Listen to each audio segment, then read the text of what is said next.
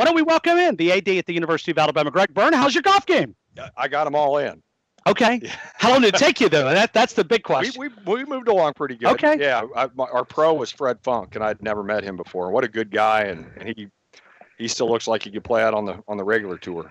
It's fun to get out here and see these guys, and I think this, to me, is maybe one of the best things. I know that a lot of these guys get focused on Saturday and Sunday, but it seems like they're a little relaxed, and it's kind of fun to watch this experience unfold. Yeah, they are. It really is a super event. It's good for, obviously, the Birmingham area. It's good for our state. Sure. And a lot of attention in the golf community is there. I've heard from a buddy of mine actually out in Oregon that I grew up with. He said, "Hey, are you out of there at the region?" So he knows what's going on, and so it's good for our state anytime we can get out and make a difference, obviously, in the young lives that are impacted by this event, but also it's good for the community as a whole in our state. And they've been part of this for many, many years, trying to find a way to give back, and they're able to do so many great things.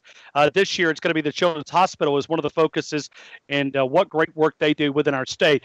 Big news, as I was driving up, I started getting pop-up messages on my phone, and you were probably out at playing golf, but you knew all this was about to unfold. But did you plan that where you would be on the golf course when all this Texas-Alabama talk began to break this morning? No, I didn't plan for it to be on the golf course. We were debating whether it's going to be yesterday or today.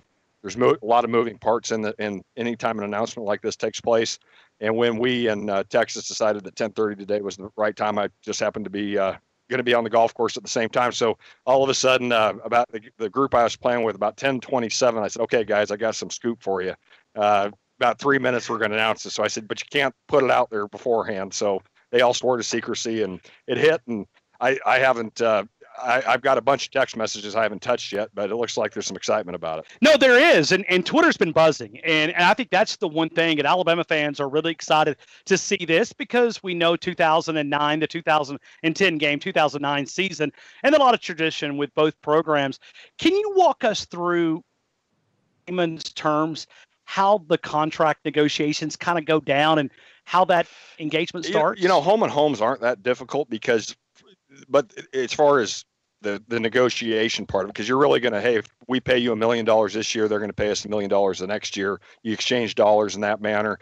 The buyout, you want to make sure you protect that, hey, all of a sudden we're 18 months from the game and one side doesn't decide to, go a different direction. So there's some negotiation there at times. The most challenging thing is finding dates that work. And, I think sometimes people say, well, we need to play X school or Y school. And sometimes maybe we've had that conversation, but you can't find a date that works until 2037 or something like that. And you're like, and so that's usually the most challenging part of it is finding the times that work for our programs. And my conversations with Coach Saban about it, he's been great. And we've just talked about, hey, the neutral games have done very well for us. Maybe it's more of a hybrid model going forward. One of the things that he's so well known for is his continued evolution of what takes place from a coaching standpoint. And we think this is part of it from a scheduling standpoint, is adding the some of the home and homes. All right. So, and see, this is probably my lack of knowledge, but I would see, okay, and not just, okay, you can correct everything that's wrong, but think about it. I make the phone call. Hey, I'm Greg Byrne at the athletic director playing Nick Saban in the Crimson Tide. Are you kidding? No, thanks. Call another guy. You pick up a phone and you say, hey, would you like to play Nick Saban in the Crimson Tide? No, I'm not taking a loss in the first part of the season. And you just keep calling. Do you have to reach out to a lot of different people before you hear a yes, we're willing to play these guys? Well, usually these conversations sometimes happen over the phone where we pick up the phone up and call one another. Sometimes we're at a meeting together and say, hey, let's take a look at our football schedule and see if there's a time. But we're not reaching out to just anybody, and not just anybody's reaching out to us. And so it's, these type of elite games make a lot of sense for us. And so when those happen, there's usually mutual interest on both sides. What was the priority going in and making a home and home? What was the thought process there? Well, we think that for the long-term interest in our program, we think it's good for the fans. We think it's good for our student athletes to play a game like this in their home stadium and go on the road and play one of those too. We're going to have it be where it's going to be the start of the season again. Excuse me, I'm sorry. You're fine. You're fine. You're fine. Sneeze there. No problem. And so we think there'll be a lot of interest in that game those years leading up to the season. So a lot of good publicity for our university and our athletic program and our football program. And so, balancing all those things out, finding the right ones that fit. And so we had the dates, and Texas had to move around some things to make it work on their side. We actually had to move a couple things on our side that really hadn't been public quite yet. So, both sides were excited for this to happen. Both coaches, I think, were really pleased about this opportunity, and we'll still play some neutral games, but maybe not every year like what we've been doing lately. It's going to be a lot of fun to talk about this afternoon and talk about Texas, because I think we're a caller-friendly show, and Sure. we get calls from all over the country that are Alabama fans. And I think, just judging by Twitter, it's going to be a lot of exciting talk as we look at Texas. And then we'll go back and spend a couple of minutes looking back at that championship game, and I'm sure that we'll spend some time. Let me ask you, when you look at your priorities, what's on the to-do list for Greg Byrne as we look right now? Well, the list is always long. Sure. When you have 21 teams, you have 550 student athletes, you have 350 employees. Obviously, we want to make sure we're an important part of the university and our community. You get pulled in a lot of different directions, and you always got to stay focused on academics. You always got to stay focused on compliance. You always got to stay focused on the competitiveness. But what we're doing right now from a student athlete welfare standpoint, we've done some amazing things as a university over the years, nutrition wise, mental health wise, training, life skills, all those different things. Those are things you got to pay attention to all the time and stay on top of. Facilities are a really important part of fundraising. We got a bit of a curveball thrown at us last year. I don't know if it was last year or the beginning of this year with the tax reform. And, Tide Pride donations are no longer deductible. And right now, the way our tax attorneys are saying that capital contributions, so major gifts, are not deductible if you're going to get any kind of seating benefit from it. That's a challenge. And if I can, I'm going to get in the weeds here for a second. Please, yeah, because I'm on the edge of my seat, because I've talked to you about this before, and then you said we're evaluating it. So I'm curious to hear this. So far, the news is that if you make a capital gift, $100,000, $1 million, whatever it may be, and if you're going to get any seating benefit from it, that's not deductible. Let me tell you, 90% of our athletic programs across the country at the Division 1A Power 5 level are not federally funded, are not state funded. There are real challenges that come in how you fund your program. Well, the deductibility of gifts has been one of the few ways we've been able to get some help in that. So when we're all trying to keep our infrastructure up, and sometimes people see the recruiting infrastructure and the new locker rooms and things like that, it goes beyond that.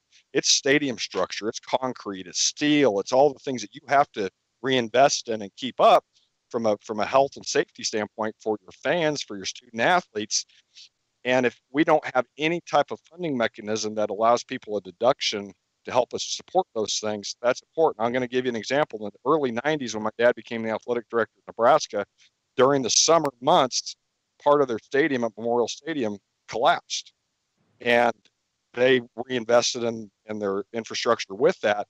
But imagine, those are things that you have to continually reinvest in, or else you'll have issues. And we've done a really good job of that at the University of Alabama, but deductible contributions has been a big part. So we need to get some help in allowing that for our future, because we're going to want to continue to have an athletic department, I hope, for many, many years down the road. And having that infrastructure there is going to be important. And since that's been one of our funding mechanisms, we need to find some solutions to that.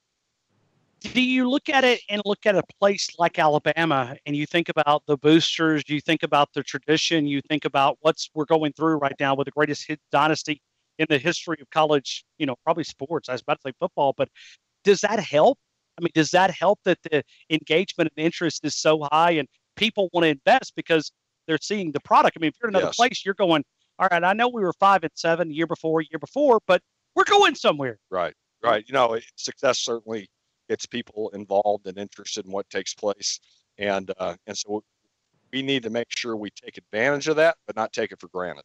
And I think really scheduling these home and homes, we're trying to send a message to our fan base how much we appreciate their support and what they give to us. And we know that they're critical to our success, and we want that to continue. It has continued. It's been a part of our program for generations. We wanted to make sure it's in the future generations as well. And scheduling games like this, I think, helps. I think I saw a tweet a couple of days ago from you, and it made me think about it. Community service from our student athletes at the university. that has to make you feel proud, whether it's a Habitat for Humanity or volunteering time. I saw a couple of days ago where a couple of football players just went down to a neighborhood and spent some time with some kids. I'm always moved by those little moments because I can take myself to living in North Alabama, growing up and looking up to, Bobby Humphrey and Derek Thomas and Cornelius Bennett. These guys are going out in the community and just big part of me, it has to make you smile. Well, it is. We're really proud of the work that we do there. Coach Saban and Miss Terry through the Next Kids Foundation does incredible work, but through our life skills program as well, we spend thousands of hours in the community. And, the old saying, too much is given, much is expected. We're given a lot by our fans and our community, and it's important that we give back too. And so, and some of our student athletes have been doing that their entire lives. Some of them haven't. And so teaching them and having them understand that's an important part of a successful community and it's a successful program. So we're proud of what we've done, but we want to continue to do it in the future. The only thing that's challenging, the most challenging part about it is how many groups you have to say no to because we only have so many hours.